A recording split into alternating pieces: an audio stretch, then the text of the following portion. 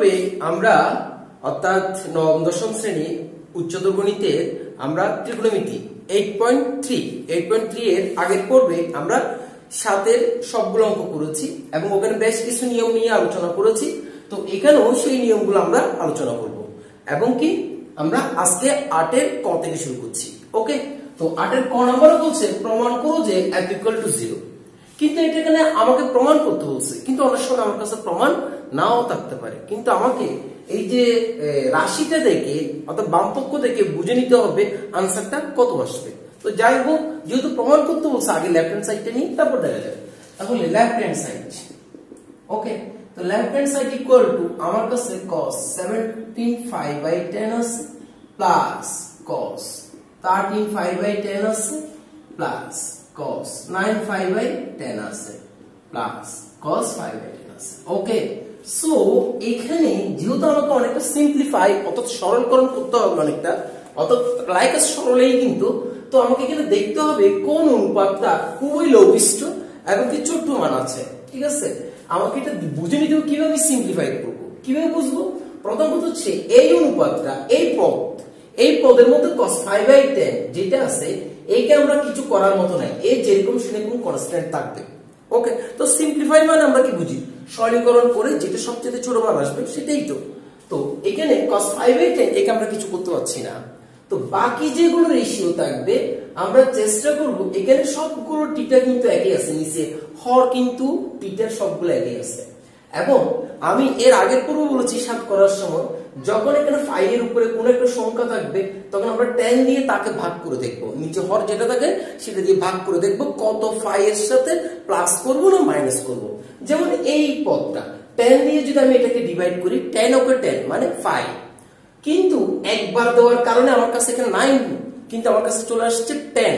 তার মানে আমাকে যদি 5 থেকে একবার মানে একটা হয়, 5 থেকে আমাকে 5/10 মাইনাস করতে হবে। বিষয়টা কিরকম আমি বলতে চাচ্ছি সেটা হচ্ছে cos 5/10। আর এর আগে তো বলেছি এই ধরনের অনুপাতগুলোকে যেহেতু আমরা এর সঠিক মান জানি না তাকে n 5/2 into n into 5/2 plus minus theta পরিণত করতে হবে, রাইট? কিন্তু এখানে থিটা হচ্ছে 5/10 কে আমি থিটা হিসেবে নিচ্ছি। তো 5/10 যদি থিটা হয়, আমি যদি একবার ডিভাইড করি তাই আমাকে বুঝাতে চাচ্ছি যে 10 দিয়ে একবার ডিভাইড মানে হচ্ছে 5, তারপর হচ্ছে 5/10। তো আমি যদি এখানে প্লাস করি, এখানে যদি আমি প্লাস করি 10/5 প্লাস 5 11/5, কিন্তু আমার কাছে তো প্লাস নাই, অর্থাৎ আমি 10 দিয়ে যখন একবার ডিভাইড করছি আমার কাছে আসে 9/5 কিন্তু আমার কাছে আসবে 10/5, তার মানে এক বেশি আসছে। এক বেশি আসলে কি বলছিলাম আগের পর্বে মাইনাস দিতে হবে। এখন দেখেন তো 10/5 থেকে 5 চলে 9/5 এবং আমরা চেষ্টা করব টিটা গুলো যাতে এক থাকে।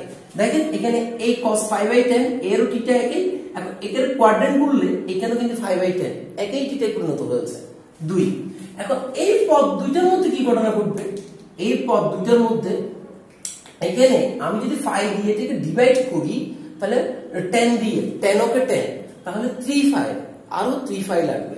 তাহলে এটাকে যদি আমি এভাবে লিখি, ঠিক আছে, আমি আসলে এদিক থেকেই লিখতাম, আমি জাস্ট এটার সাথে যেটা ম্যাচ হয়েছে সেটা বোঝানোর চেষ্টা করছি। এবং এখানে এটাকে যদি আমি এইভাবে লিখি cos 5 প্লাস, যদি আমি এখানে 5/10 লিখি, ওকে, তাহলে 10/5 প্লাস 11 আসে। কিন্তু আমি যদি এখানে এখন 3 দিই 10/5 প্লাস 3/5, তার মানে এইটাকে সিম্পলিফাই করেছি। ওকে, তাহলে এইটাও গেল।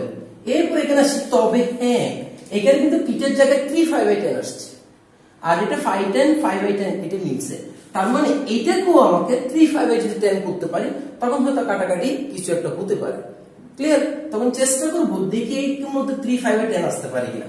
আগে দেখি যেটা আমি আগে পড়বো বলেছি 10 দিয়ে যদি এটাকে ডিভাইড করি 10 ওকে 10 10 দুগুণ অর্থাৎ 10 দুগুণ 20, তার মানে দুইবার যদি 20 দিই তাহলে আরো 3/5 কিন্তু অর্থাৎ কি বেশি চলে আসছে, তাহলে মাইনাস করে দিব। দেখি তো তাহলে কিভাবে লিখি, cos 5 ওকে, তারপর হচ্ছে কি লিখবো 5/3/5/10 লিখবো। টিটা একই করতে হবে, কিন্তু আমি দিয়েছিলাম কয়বার? দুইবার। 10 10 দুগুণ 20/5। এখন 20/5 থেকে 3 বা এমনি তো 20 আছে, আমি যদি 17 আনতে হয় আমাকে এটা -3 এটা দিতে হবে। দেখুন তো এই টিটার সাথে এই টিটা এখন কিন্তু মিলে গেছে। ওকে, তাহলে লাভ কি হলো দেখেন, এখন ওই যে টুয়াইস 5 মানে হচ্ছে cos 4 * 5/2 -3/10। তাহলে এই টিটার সাথে এই টিটা মিলেছে, এই টিটার সাথে এই টিটা মিলেছে, প্লাস এগুলো অনেকে জটিল মনে করে, আসলে কিন্তু এটা কোনো জটিলই নেই। 2 * 5/2 প্লাস 3/10 প্লাস cos, এটাকে 2 * 5/2 লিখলাম -5/10 লিখলাম, আর এটাতে যেরকম আছে সেরকমই আছে।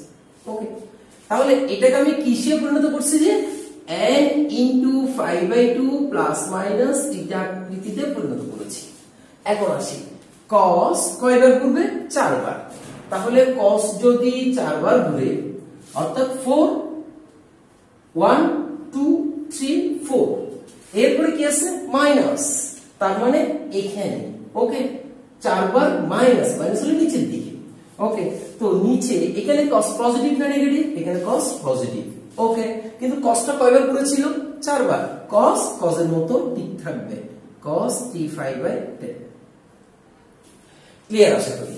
এরপরে আসেন এর পরের বার, এই যেখানে cos 2 * 5/2 1 2, এরপরে কি আছে প্লাস 1 2, এরপর আছে কি প্লাস, প্লাস হলে এখানে আরো 3/10। এখানে cos নেগেটিভ না পজিটিভ, cos এখানে নেগেটিভ। ওকে, যেহেতু cos এখানে নেগেটিভ তাহলে আমাকে নেগেটিভ সাইন দিতে হবে, কিন্তু cosটা কয়বার ঘুরেছিল, 2 বার। এন্ড যখন জোড় সংখ্যা হবে তখন কিন্তু যে অনুপাত সেই অনুপাত ঠিক থাকবে, cos 3/10। এটা যদি বুঝতে অসুবিধা হয় আগের পর্বটা দেখেন বা বেসিক পর্বগুলো একটু ভালো করে দেখলে হয়ে যাবে। ওকে, প্লাস এখানে এবার দেখি যে এর বেলায় cos 1 2 2 * 5/2 মাইনাস, তার মানে কি এখানে 2 * 5/2 হয়ে এখানে মাইনাস থাকলে d এর আগে প্লাস থাকলে d এর পার হবে, অর্থাৎ 5 প্লাস 2 * 5/2 হলে তাহলে আমরা কি করতাম, 1 2 প্লাস থাকলে আরো সামনে দিকে আসতাম। এখন যেহেতু মাইনাস অর্থাৎ 180 ডিগ্রি থেকে আরো কম, তার মানে এখানে সেকেন্ড কোয়াড্রেন্টে, তো এই সেকেন্ড কোয়াড্রেন্টে cos পজিটিভ না নেগেটিভ, cos নেগেটিভ, তাহলে এখানে আর প্লাস হচ্ছে না মাইনাস। এখন cosটা কয়বার করেছিল, 2 বার। তো 2 বার করলে অর্থাৎ n নাম্বার স্বাভাবিক সংখ্যা, 2 যদি 2 বার করে অর্থাৎ জোড়বার করে তাহলে অনুপাত একই থাকবে, cos 5/10 প্লাস cos 5/10। দেখেন এইটা এটা কাটা যায়, এটা কাটা যায়, ইকুয়াল টু 0। আমার কথা হচ্ছে আমরা বুঝতে পারছি কিনা, আমরা এই টিটাকে সিম্পলিফাই করার চেষ্টা করেছি এবং কি দুইটা টিটা একই রকম করার চেষ্টা করেছি এবং কি এই লাইনটা না দিলেও চলতো, জাস্ট বোঝানোর সাথে দিয়েছি। তো এর পরের অঙ্কটা যে 8 এর খ, প্রমাণ করো যে এত ইকুয়াল টু 1।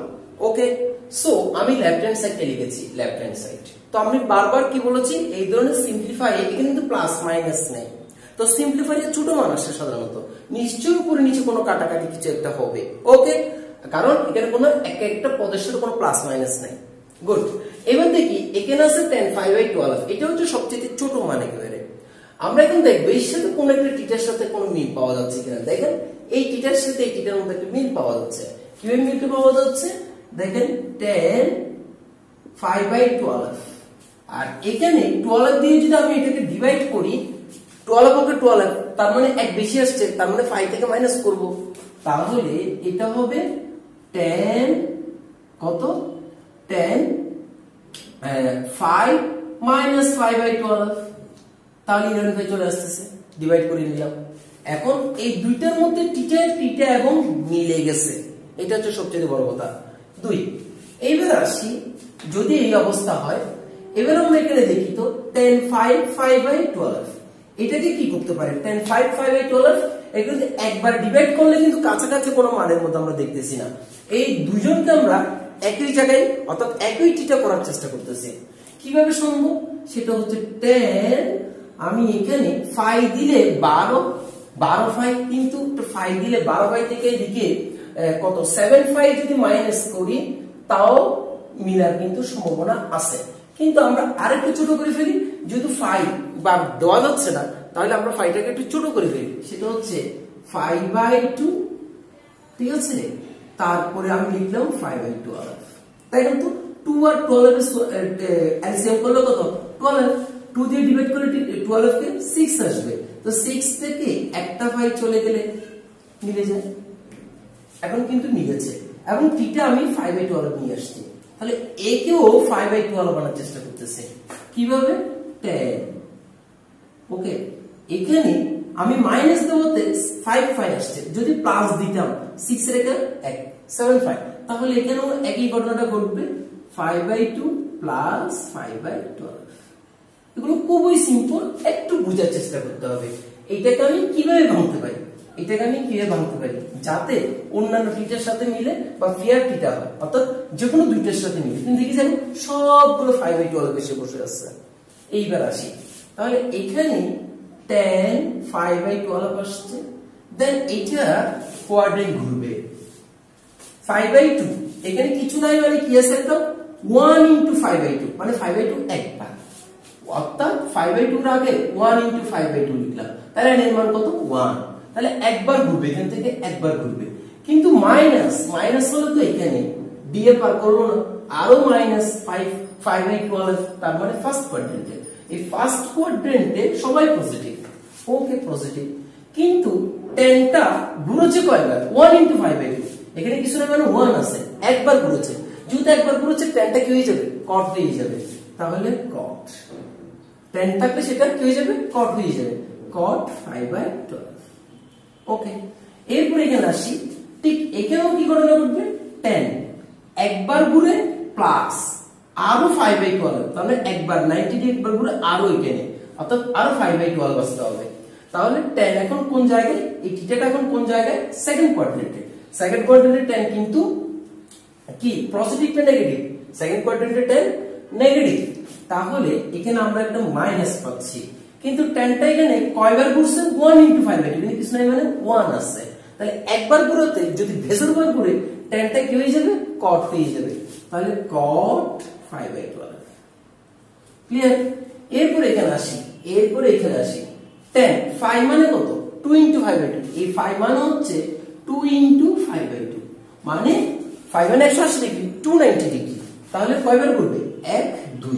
এখানে কি সাইন আছে? মাইনাস, তার মানে এখানে ডি এর পার করব না, যদি প্লাস হইতো 180 ডিগ্রি পার করে আরো বেশি, এখন 180 ডিগ্রি থেকে একটু কম, তার মানে টি টা এখানে, অর্থাৎ সেকেন্ড কোয়াড্রেন্টে। এই সেকেন্ড কোয়াড্রেন্টে 10 পজিটিভ না নেগেটিভ? 10 নেগেটিভ, তাহলে নেগেটিভ। কিন্তু ঘুরেছে কয়বার? 5 মানে হচ্ছে 2 × 5/2, ঘুরেছে কয়বার? 2 বার। যদি জোরবার করে তাহলে অনুপাত ঠিক থাকে, তাহলে 10 5/12। দেখেন তো এখন এই এখানে 10 5/12, এই কটটাকে আমি 10 5/12 লিখতে পারি। মাইনাস মাইনাসে কি হয়ে যাবে? এখানে ইনটু, কিন্তু ওকে প্লাস হয়ে যাবে 2। এই কটটাকে আমি 1/10 5/12 লিখতে পারি, ইনটু মাইনাস মাইনাসে প্লাস 10 5/12। 10 10 কাটা উপরে নিচে, 10 10 উপরে নিচে কাটা, এখানে পাওয়া গেছে 1। আমাকে রাইট হ্যান্ড সাইড 1 বের করতে বলছে, কিন্তু আমার কাছে অনেক সময় 1 বের করো, কি বের করো সেটা বলে নাও দেওয়া থাকতে পারে। আমরা বুঝে নিতে হবে কিভাবে জিনিসটাকে, এই রাশিটাকে সিম্পলিফাই করতে পারি, কার সাথে কাটাকাটি যাবে, টিটা গুলো কিভাবে একই করে ফেলতে পারি, কিভাবে টিটাটাকে ভাঙানো যায়। কয়েকটা ভাঙানোর নিয়ম কিন্তু আমি বলেছি। ওকে, থ্যাংক ইউ।